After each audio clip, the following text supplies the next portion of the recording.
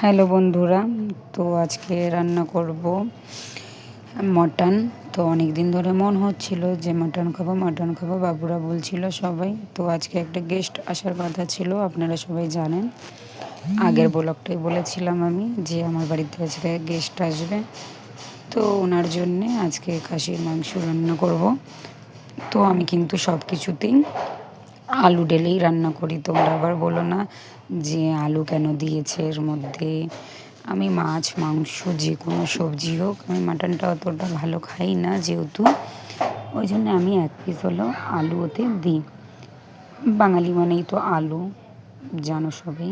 আলু ছাড়া সম্পূর্ণ হয় না খাবারটা আমার, কার কীরকম জানি না। আর রুটি তো আমি করতেই পারি না। দেখো আবার এতগুলো রুটি, আমার তো আটা দেখে ঘুম পেয়ে যাচ্ছিল যে কখন হবে। যেহেতু আমি দেখো রুটি ভালো করতে পারি না, এতে লজ্জার কিছু নেই, যেটা পারি না সেটা পারি না। আর যেহেতু এতগুলো আমি আবার পরে রুটি গুনছিলাম যে কতগুলো রুটি আমি করেছি।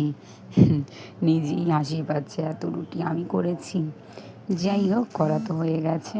আর গেস্ট এসেছিল, ওনাকে খেতেও দিয়ে দিয়েছিলাম আমি। এদিকে দেখেছো থালে ওনার জন্য বেড়ে মাটন আর পেঁয়াজ, যেহেতু উনি পেঁয়াজ বলেছে খাবো, পেঁয়াজ দিয়েছি।